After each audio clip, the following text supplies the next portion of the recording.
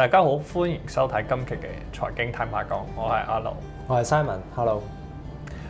咁啊，唔知大家有冇留意咧？呢排嘅外匯同埋黃金市場就都好特別嘅。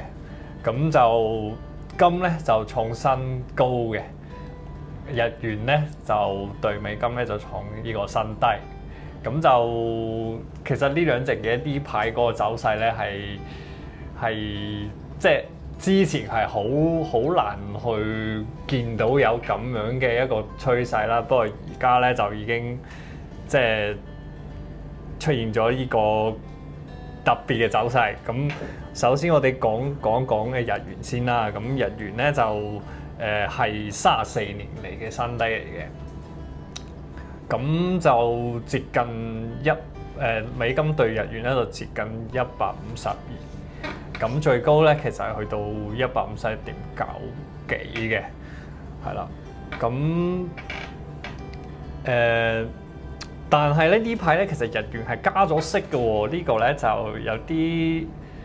有啲令到即係有啲投資者會疑話點解加咗息仲係跌嘅咧？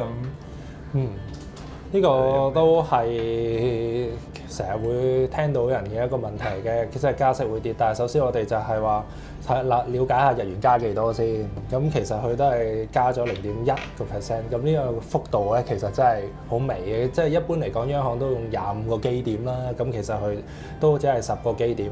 咁去到零息會唔會真係同之前爭好遠咧？咁其實可能會真係有少少。對日元有少少提振作用嘅，不過但係佢對手只能講對手太強。你睇翻喺3月20號啦，咁美國聯儲局就冇進行減息嘅，即係簡單啲嚟講咧，就係話美元同埋日元個息差咧，日元加息咗之後咧，其實只係差咗少少嘅啫。咁另外咧，而家嚟講普遍估計咧，6月先減息。即係可以咁講啦。如果你要進行個套息交易去賺個利差嘅話咧，咁你起碼仲有3個月做。咁呢度仲有3個月做嘅話咧，咁啊自然就吸引到一啲人去入場啦。咁而日本央行都唔會貿然去加息啦，呢個都唔夠膽。即係之前都講過，佢唔夠膽加息住嘅，係啦。咁喺咁嘅層面上面，你有3個月咁做套息，咁又好過哇相差其實都差唔多5厘咁嘅息口，哇夠晒做啦已經。其實咧，可唔可以咁樣講咧？佢即係今次加息咧，係可以解釋做係一種鴿派嘅加息，即係佢係迫於即係壓力去要轉變佢嗰個長期呢個負息嘅負利率嘅嗰個政策啦。咁佢轉變咗之後咧，其實同之前嗰個息即係加咗10個基點，咁其實呢個咧係好細微嘅一個調整啦，同埋之前即係佢對手美國、英國嗰啲加息都係講緊，即係起碼25個基點起啦，有時係甚至係有試過75個基點一次過加75個基點嘅。咁佢今次嗰個加幅太細，所以市場就覺得佢係取態係鴿派嘅，同埋就預期佢之後都唔會再短期內都唔會再加息啦，所以反而係出現咗一個加咗息，佢繼續貶值嘅一個趨勢。咁其實之前紐幣都有試過咁樣嘅一個情景嘅，就係之前紐幣係加息加咗25個基點去到5.5厘嘅時候咧，反而跌咗，因為點解咧？就嗰邊嘅央行咧就話可能就唔會，即係可能呢個係最後一次加息啦。咁其實都係出現咗一個加咗息反而跌嘅情況，因為市場預期佢會再加多啲嘅時候，但係佢低過市場嘅預期嘅時候，就會令到個貨幣反而就跌咗咯。咁呢個都係一個好有趣嘅的一個確現象，係啊的。確今次日本央行加息咧，其實係象徵意義多啲嘅，即係好似係一個話俾你聽結束負利率年代咯。但係其實佢係咪最後有一個正利率年代咧？佢又講唔上喎。咁睇嘅話咧，就會係睇緊嗰個通脹啦，未來個通脹啦，個通脹就基本上佢其實又同日元有關係啦。跟住如果個日元繼續跌嘅話，因為日本都係入口經濟入口性通脹啦，咁嗰個如果日元繼續跌嘅話，裏邊就會通脹係啦。咁呢樣嘢佢又會迫使佢再加息，所以其實我諗佢未必想日元會繼續跌嘅。因為第一樣嘢，再日元再跌嘅話，究竟提振到有幾多出口咧？而呢啲出口提振到佢個企業盈利又有幾多咧？呢個係有疑問嘅，因為嗰個 profit margin 一定越嚟越細嘅。喺咁嘅層面之後咧，咁佢通脹升咗。跟住，但係啲人工又加唔到上去嘅時候咧，咁又開始有民怨嘅，即係呢個好似美國咁啫嘛，即係有啲通脹高，但係人工唔高，咁咪自然就覺得差咗。係啊，呢啲位就央行實唔想咁，所以盡量都唔會想個 yen 喺度跌。但係今次嚟講係你當係試水溫啦，咁都會擺喺度睇下一段時間嘅啦。係啊，所以未來 yen 個走勢其實都取決於美元嘅，係啦。但係可以講話大部分嘅其他貨幣個走勢咧，都係睇緊美金嗰個美國經濟數據啦，同埋美金個走勢嚟嘅，其實係啦。係啊，多數貨幣都係咁。所以可以預期個 yen 再跌落去嘅空間，其實老實講真係唔大，應該唔大㗎啦。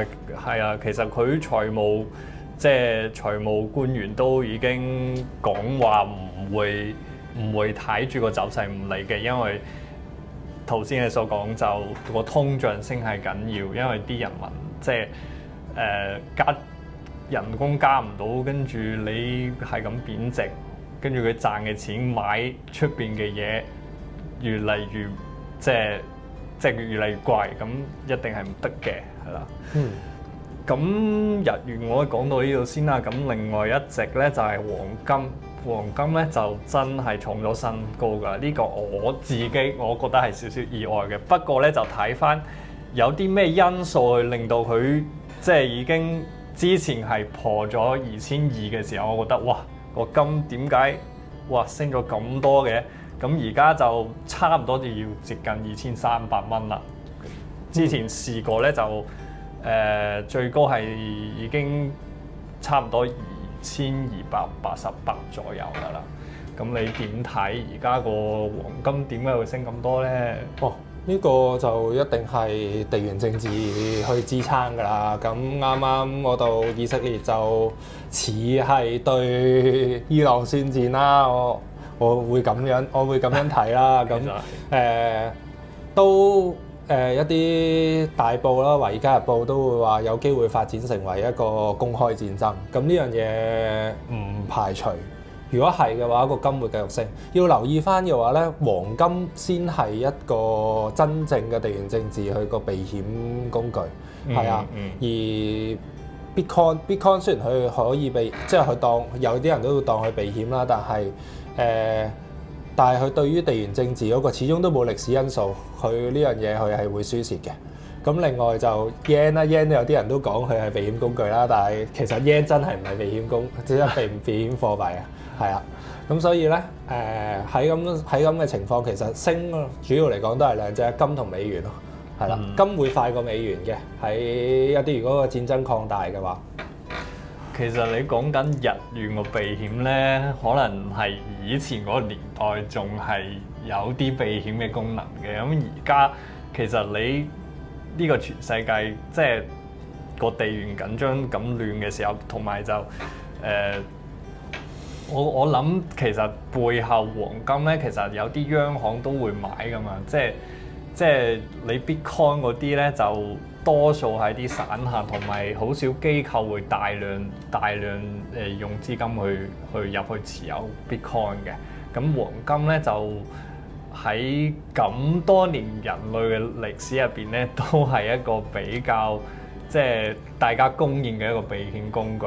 咁所以其實喺呢排個地緣緊張嘅局勢之下咧，就會升得快啲咯。同埋除咗中東嗰邊嗰個情況之外咧，其實俄烏嗰邊都有啲發展嘅。咁之前咪莫斯科有一單呢個恐怖襲擊嘅事件嘅，咁而家俄羅斯就話係烏克蘭政府後面有籌劃呢個恐怖襲擊，有都唔出奇啊，唔係佢都係其實唔係佢，仲有邊個咧？咁我都好多人想炸嘅，都可能係嘅。不過呢個都即係襲擊平民，其實都係一個比較極端嘅一個方式㗎啦。咁其實普京都唔會即係任呢件事咁樣就過去啦。所以其實而家都佢最新公布嗰徵兵春季徵兵令咧，都會再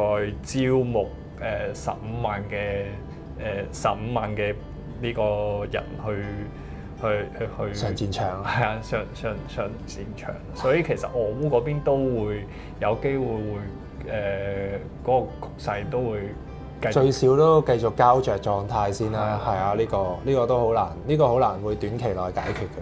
所以個金會2300會有一個位啦。咁但係如果真係個中東局勢再緊張啊，跟住個惡化嘅話，2400唔係一個難度嘅數字。其實而家係高，可能真係高處未算高嘅。之前咧就係、我覺得係真係同個地緣局勢一步一步發展，咁嗰個金係一步一步嘅升嘅。咁睇翻之前係巴以衝突開始嘅時候咧，就重翻上2000啦，跟住胡塞武裝跟住搞紅海嘅時候又穿咗2100啦，跟住而家咧就穿咗2200，又係呢個以色列打呢個伊朗嘅呢個喺敍利亞嘅嗰個領事館。咁隨住呢啲事件一單一單咁樣爆出嚟咧，就個黃金就咁樣100蚊咁樣跳落。另外美元嗰個走勢都要值得留意，就係美元啦。估計6月減息啦，但係唔好理6月減唔減都好，今年減息3次嘅機會其實仍然好大，因為係拜登即係選舉年啦，拜登一定會想趁機減息，跟住去宣告翻就係佢哋個通脹個危機已經結束嘅，咁可以助選嘅。咁喺呢個層面上邊，美元減息一定對個金有好處，所以係幾方面嘅支持啦。一方面咧就美金今年好大機會降息3次，咁呢個對未來個金價一定係有利嘅。咁另外就地緣緊張啦，咁暫時睇唔到兩邊都冇一個短期內可以結束嘅一個趨勢，所以見到就個金價真係今年個新高喺邊度，我哋唔夠膽講啦，真係係啦。咁今期我哋就同大家分享到呢度啦。咁大家都可以繼續留意呢個地緣政治事件嘅發生，同埋就係個金價會點樣走。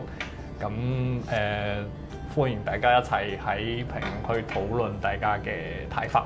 咁今期我哋節目就到呢度啦。拜拜。下次再見，拜拜。